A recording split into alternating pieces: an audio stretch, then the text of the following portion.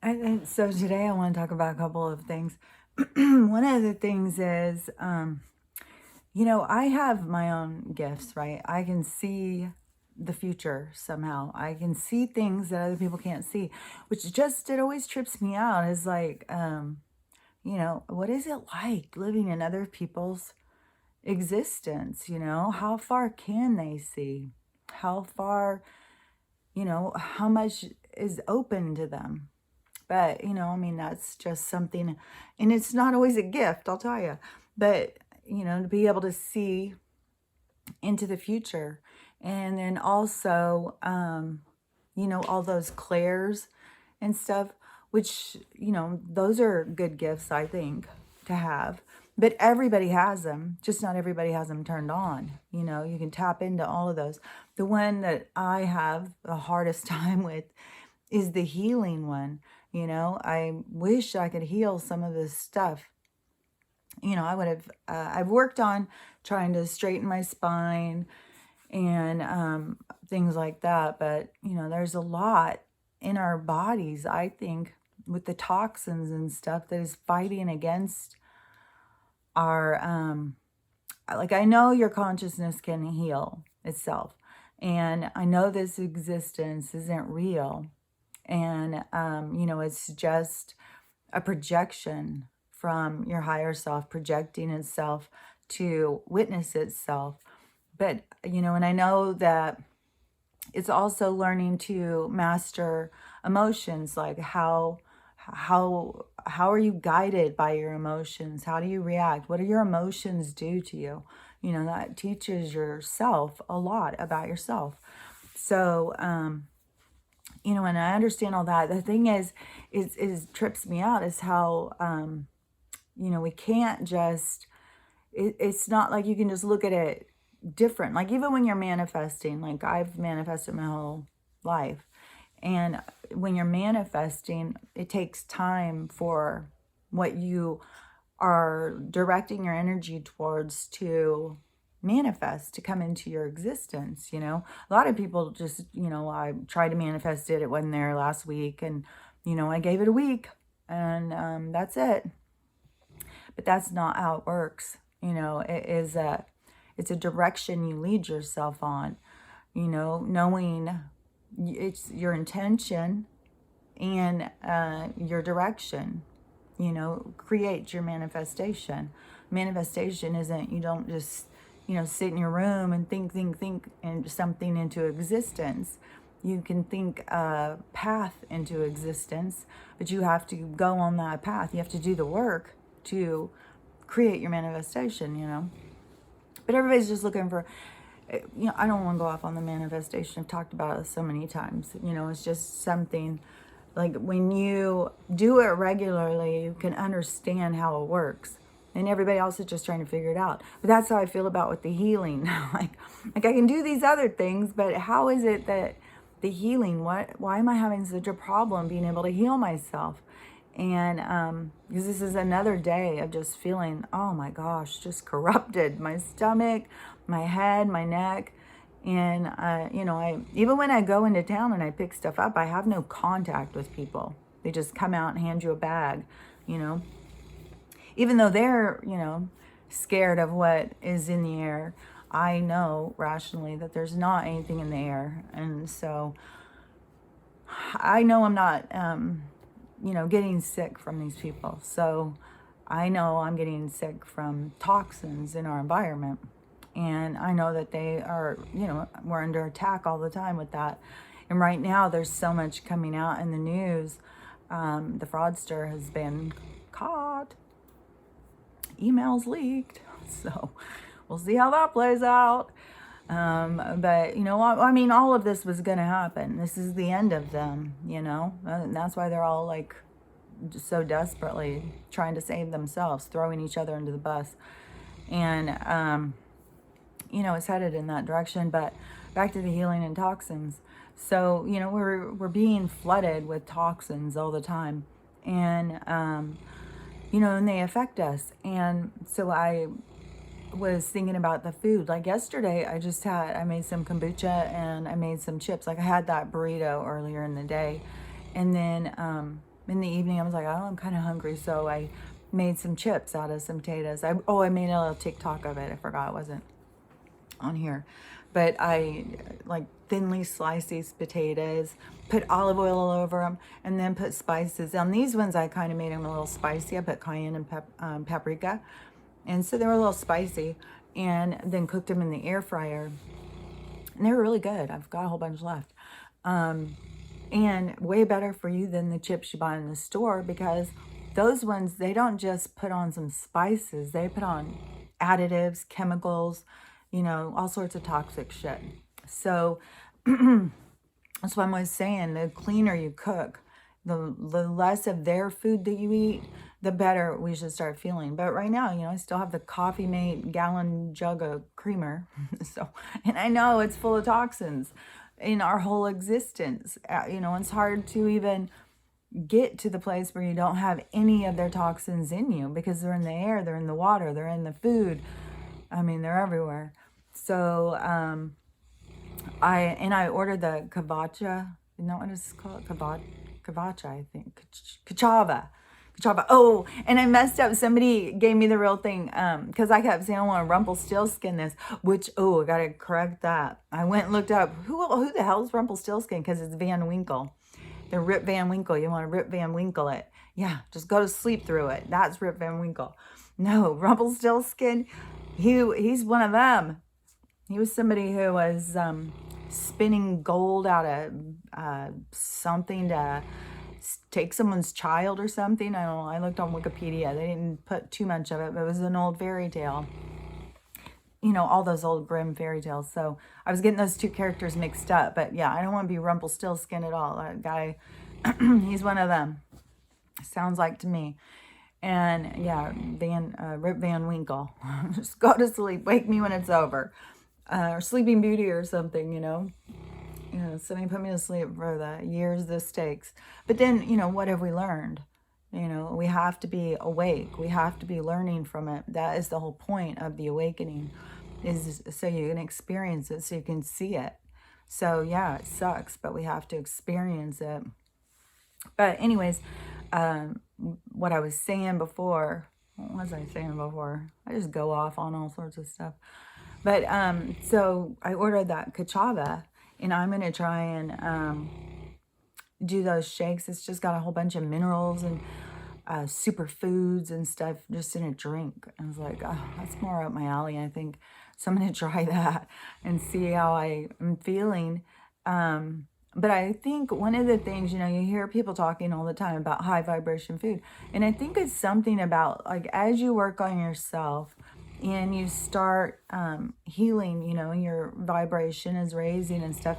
Everything in this world, this reality, is very low vibration, and the food and everything is super low vibration. So I think when you start becoming higher vibration, then you eat the food and it's low vibration, it interferes inside your body. And so I do think there is something. I'm just gonna keep working on this and see how it plays out. But right now, I'm thinking, yeah, the more high vibration, but it's very difficult to find high vibration food. Like, there's a lot of people who just eat raw salads. Salads and vegetables all day long. Well, the whole thing is what is that, Sansito or whatever? The people who are in control of all of our seeds and the manipulation of our food, and and I'm sure they're part of big pharma. I mean, it's all together, it's all linked together. They're all the same fucking crowd. So even eating raw, I mean, I like more cooked food than I do just raw food.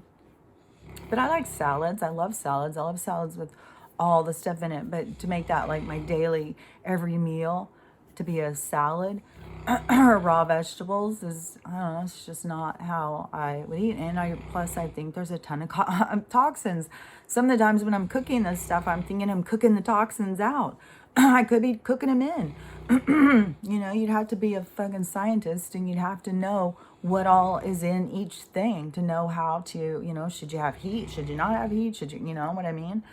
And that's part of disclosure, I feel, is for us to know the truth on all of our stuff, our food and everything. But yeah, I'm just going to try these drinks and stuff and just try and eat less and less of their food, which I've already been doing anyways. I have lost like 8 pounds or something. I'm getting kind of skinny. But, you know, everything I eat just makes me sick. And I think it has something to do with the vibration. And so, yeah, I'm going to try the drinks and see how that goes. You know, I mean, you got to eat to survive. But also, I have definitely learned through all this 100% that we do not need to eat as much as what they tell us, as much as what people think you don't need to eat. And especially just put one together, you know, and you can see, okay, we're eating like this, but look at our size. So is that how we should be eating? Because we should be, you know, like, I just think of everything like as nature, you know. Like if you went out and you put a bunch of water and vitamins and stuff on a plant, it would grow and become really big and beautiful. But if you go out and you put all the chemicals, you're going to kill it, and it'll be all raggedy. You know, and like right now I've got plants, you know, they're not getting enough light, and plants will start getting really stringy looking for light. They need light. So there's something in our natural bodies that is interfered with, that I don't know, that it's making people bigger, but it is making them unhealthy and sicker. And so I don't know. I just know it all has to do with the chemicals in the feeding times and stuff, and what they tell people to eat.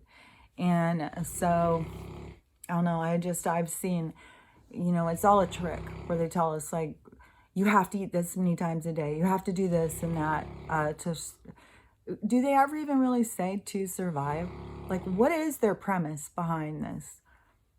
How do you continue a narrative when the results are so clear? Like you have a narrative, but you see the results. I mean, that's science right there. You got an experiment going right there. And so they're saying eat this way, but then you have all these people who are sick, unhealthy, overweight, unhappy in their bodies, feel uncomfortable in clothes. Like, you know, people are miserable with their size.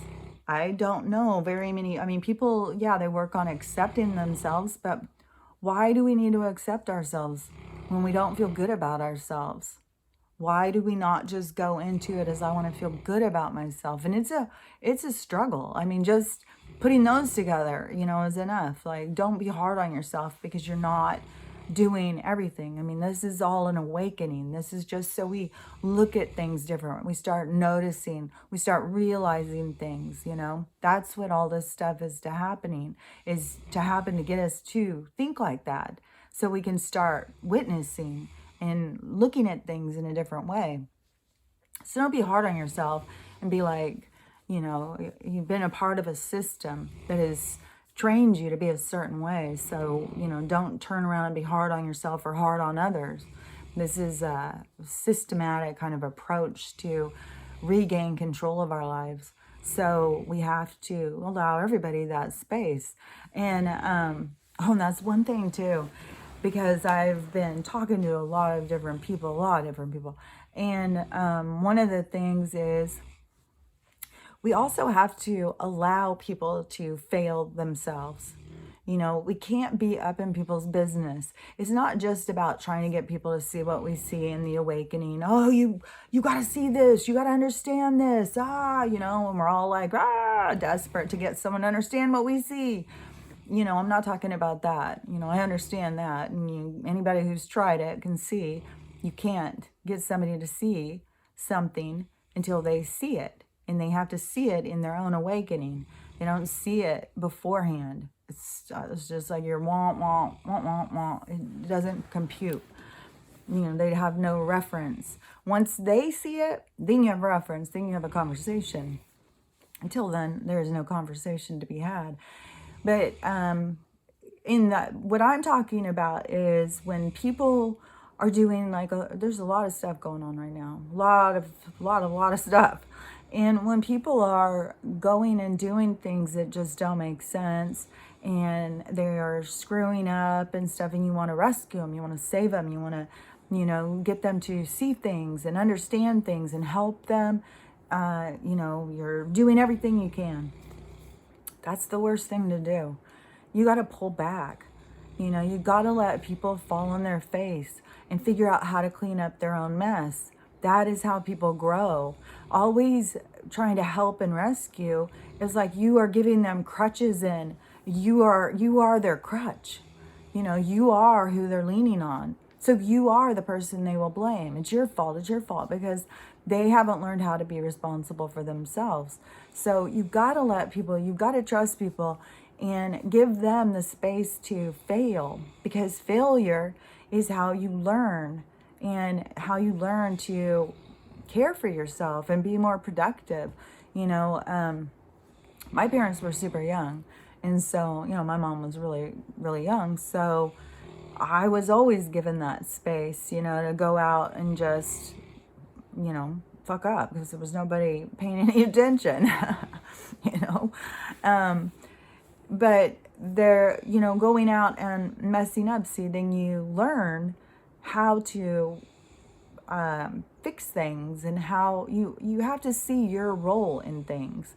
When you come in and you rescue someone, you fly in, oh, just do what I say. Oh, I've got all the answers. You are already creating kind of a tension there, because nobody wants to be rescued. Everybody's soul wants to be independent. Everybody's soul wants to be its own hero. So you have to let people fail so that they can see themselves, so that they can clean their stuff up, so that they can answer to themselves, because that is ultimately how you grow. I just see it all the time. And like there was a girl on TikTok the other day. I might have already talked about her, but she was super young, and she's doing this TikTok, and she's crying, and she's just overwhelmed and sad. Sometimes I can't even see if my hair's sticking out. I'll just see like a weird kind of shape or color. So she is, all sad, and she's saying her mom is the alcoholic, and her stepdad is forcing her to come pick up her mom. He said he's done. He can't take it anymore, and whatever, they're out somewhere in public, and the mom's doing something, like alcohol, or people who are, on alcohol or whatever substance that, they do. They're not thinking for themselves, and they're being directed sometimes by some dark energy anyways, because they've opened themselves up to it. So she is, saying, I don't know what to do. She was never there and took care of me, and why do I have to do this? Why do I have to take care of her? But see, she is an enabler, and look at how much she's putting herself aside. She's not caring about herself. She feels it's her duty, to put herself aside to help this person who's not helping themselves. I went to Al-Anon a long time ago, and you have to let people clean up their own mess. If they fall down on the ground and lay in their own vomit and piss all night, leave them. It's not your problem. They have to get up, feel the humility. Let them go clean the shit out of their pants. Let them feel what that feels like. Do not clean up their mess. That is how people learn. They have to learn to clean up their mess. Anyone who's been with somebody who has a drinking problem knows they just look for someone to blame. They want someone to take responsibility for their dark actions. They don't want to face themselves. And then when they are sober for 5 minutes in the morning, they want... Sometimes, one thing I've seen is, when somebody has got a severe drinking problem, they'll start drinking. They'll feel good for a minute. They'll feel good for a minute. Kind of excited, kind of happy.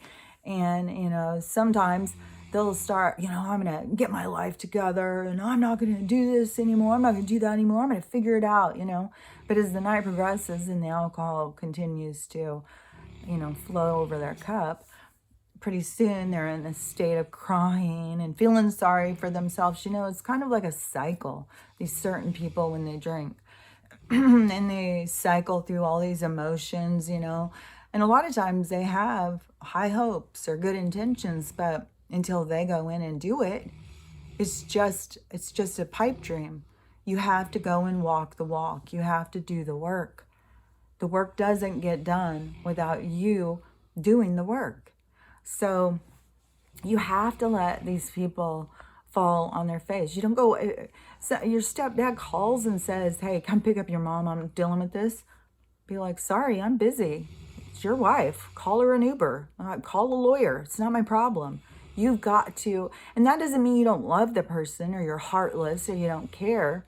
You got to love someone enough to let them fall on their face. That is how they pick themselves up and clean themselves up.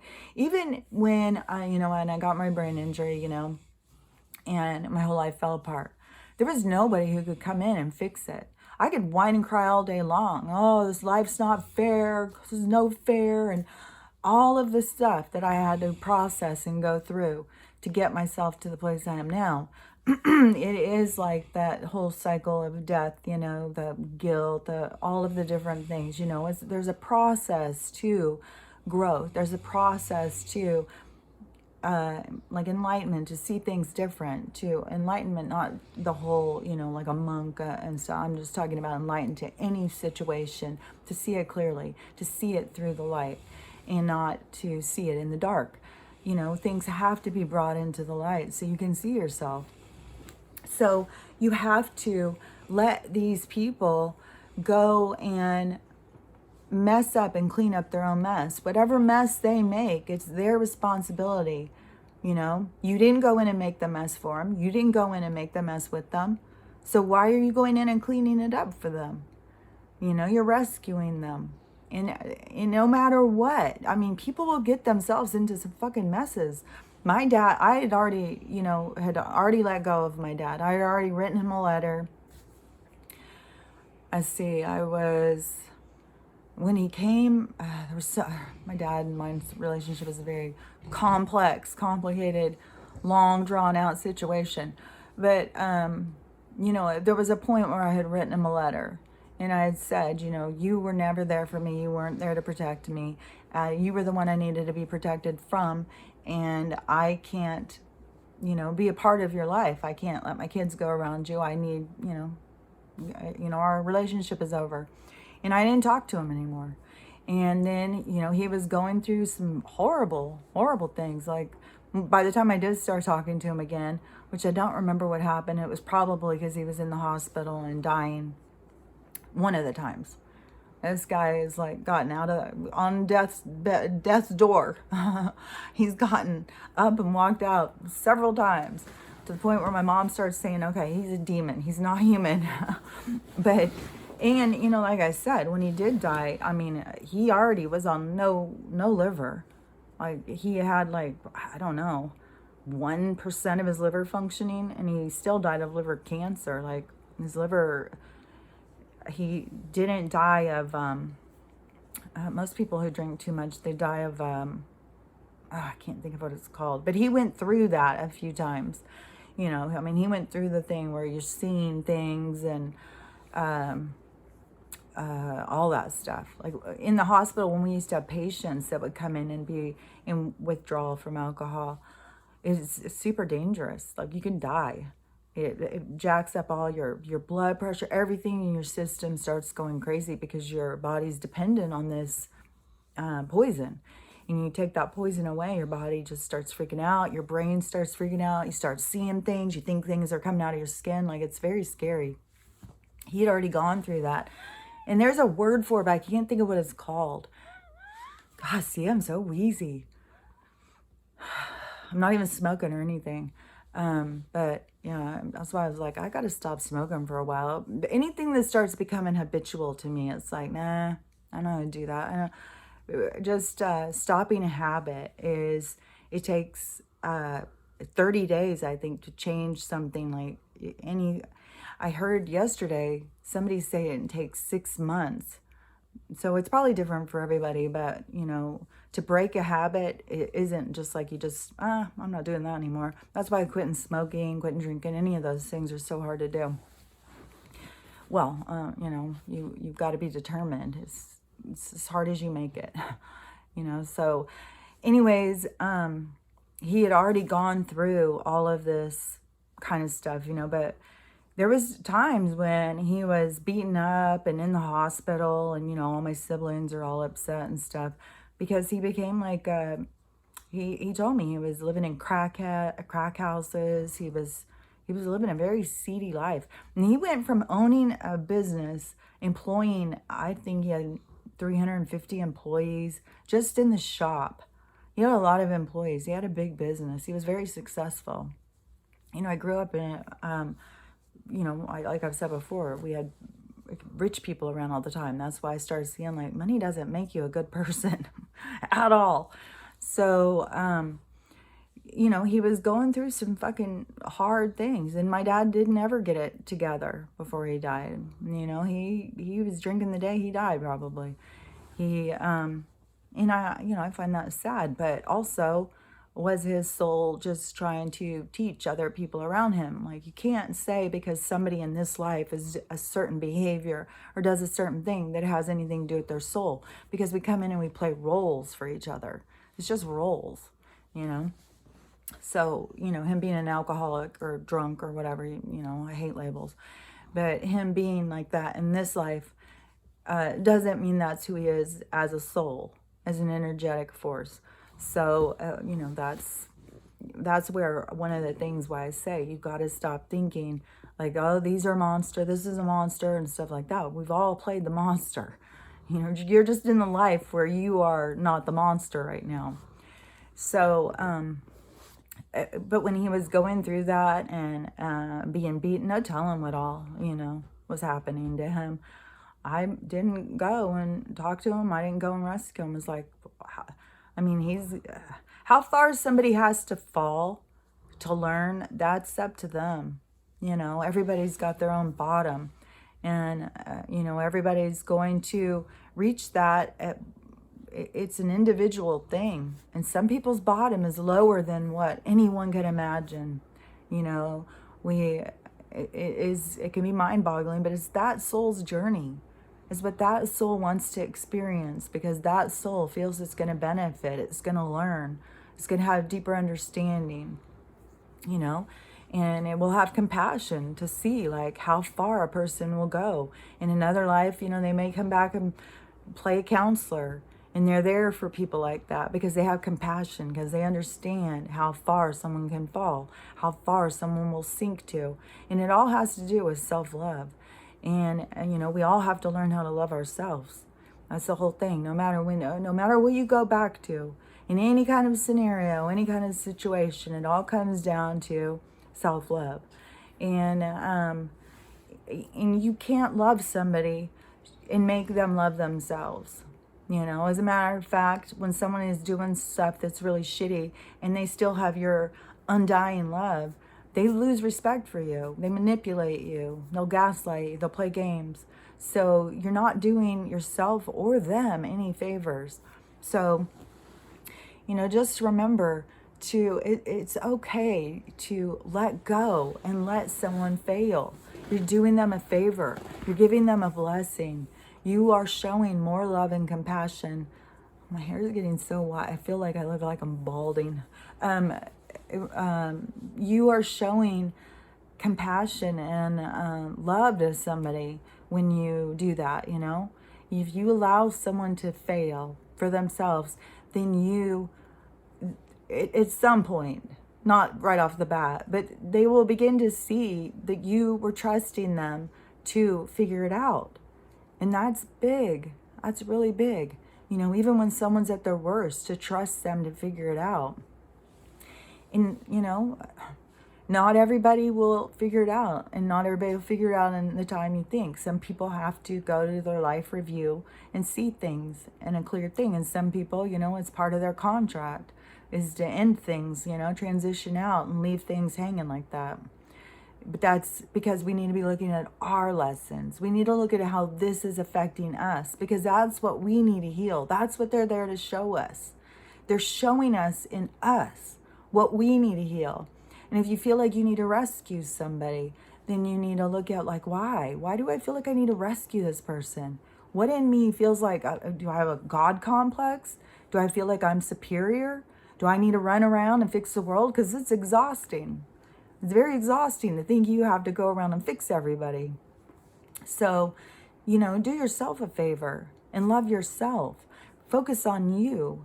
Focus on what you've got going. Focus on what you are seeing. So they will have to fix themselves. And, no matter what, if it's your child, if it's your spouse, if it's a parent, if it's your best friend, you've got to just let them fail. But you don't have to be a part of the game, and you can set your boundaries. Okay, yeah, sure, I'll see you on Saturday. But, if you start drinking, I'm just going to go ahead and go at that point, because I get very uncomfortable, or if you're going to go and use, and I'm going to go ahead and take off. So that is where you have to set your own boundaries and stand up for yourself. And you'll walk out of there and you'll feel good. You'll feel proud of yourself. And you've given them something to think about. You've planted a seed. Oh, they don't want to be around me. I can't, depend on them to drive me. So maybe they will go out and get in a wreck. There was, I've talked about this before, but it seems pertinent to this. But the one boyfriend I had, it was back when I was in my 20s. And him and his sister were twins, and she had a boyfriend, and he had a drinking problem, and he was young. We were young. And, but he continuously was going out and getting DUIs. Well, the last one, he killed somebody, and I had to go to prison. So sometimes, people have to sink into some dark places.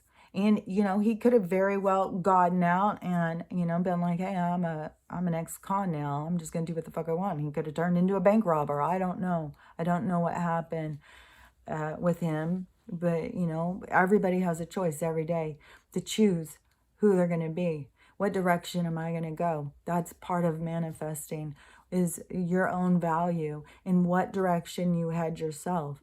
And just like I've said before, like, it could be like, I just want to go on vacation. I don't know how I'm going to do it. You just focus on it. Start planning it. You don't have to figure out like how things are going to happen. The universe will bring it to you. So you just focus on what you want. And right now it is just so important for people to focus on what they want. Focus on your desires. And there's a lot going on, a lot of stuff going on. And a lot of people still haven't seen it. They still have no clue that there's anything going on. And, it's going to have to be something super dramatic. It could be emergency broadcast and, then we're cut off from things for a week. I don't know how things are going to go. There's lots of people out there saying, I think this is going to happen. I think that's going to happen. There's no way to know until it happens, and then we'll see. And I think everything is kind of in movement. It's fluid. It is moving. So how can we know for sure? Things are always changing, but things are going crazy. Things are, out of control. And yesterday when I talked to my brother, he told me to watch this show. It's on Prime, and it's a show I would have never would I have thought to watch this show. It just is not the kind of show I would go in and watch. And he said, oh, it's so good, you got to watch it. So I started it yesterday. Oh my God, I'm so in love with this show. I love this show. It's called Reacher, and I guess it's based on books. And I guess there was a movie, only they had Tom Cruise playing in the movie, the little tiny guy. But the Reacher character is really big, and the guy in this series is really big. But it's his persona. It's like he has a boyish charm. At the same time, he's like kind of cold and stoic. I don't know. He's such a likable character. And the thing about this show that I'm really, really liking right now is justice. He's all about justice. He's all about, don't do things to hurt other people, or I'm going to hurt you. And so he, that's what he's doing. And it's all about, this is about counterfeit, but it's all counterfeiting money. But it's all linked to all of the other things that we know that these bad people do, what they sell and stuff. It's all, part of that whole thing. And to me, it really shows how this became so integrated into our lives. Because I think so many people just think, no, this can't be true. How could just a group of people get this integrated into our lives with this much control and stuff? Well, they show in how big something can become, and how many people will, like I said, sell their own soul. Some of them do it out of fear or whatever, but sell their own soul to protect what's wrong. Like something's rotten, and they go in to be a part of that system. They become a part of this rottenness, and that's them showing themselves who they are when the cards are down. Just like I said, these people who, oh, it's not a boy child, well, let's just go down and crack its head with a rock and kill it and throw it out with the other ones. And there's no getting away from that stuff. There's no getting away from who you are. You will have to face yourself, and then some people have got some darkness to face. But, the beautiful thing is, when you are here alive, you can face it here, and you always have redemption. Redemption, seems like all traffic today. Redemption is a gift. You can go in and change things. You can change the energy. You can fix the things that you did wrong. You don't have to do it by going in, and doing something for a particular person. It's just an energy that you bring. It's a shift in the energy. And then when you go up to do your life review, it's completely different. So, and if you don't understand about life reviews, go read some books. Go read about near-death experiencers. See what they talk about. And there's tons of them. Tons. I just saw a girl on TikTok the other day. A lot of people, they did never talk about it before, because when they started telling people would just be like, oh my God, you're crazy. That's just a dream,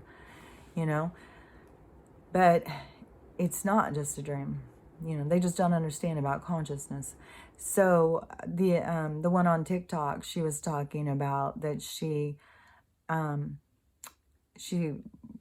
didn't tell how she died or any of that stuff or how long she was out. She was just saying, well, while I was dead, they showed me that we are in a prison. The earth is a prison. I haven't said that before, have I? That we're in a prison, but it's up to us to figure out how to be our best selves. And it's exactly what I'm saying, is you have to face yourself. The whole thing. It's the whole thing about life, is you get to see you. You are a projection of yourself. Nobody else's experience matters.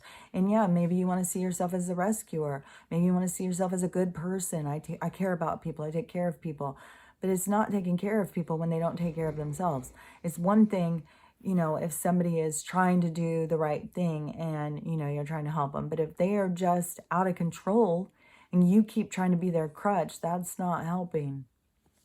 That is only destroying your own self. You are putting yourself aside. So anyways, it's all stuff just to think about. And the whole thing is thinking, using our brains again. They want to turn them all off, and we've got to turn them all on. We've got to stoke the fires, and we've got to share information to help each other think. Like, I was really excited. That guy told me it's not Rumpelstiltskin, it's Rip Van Winkle.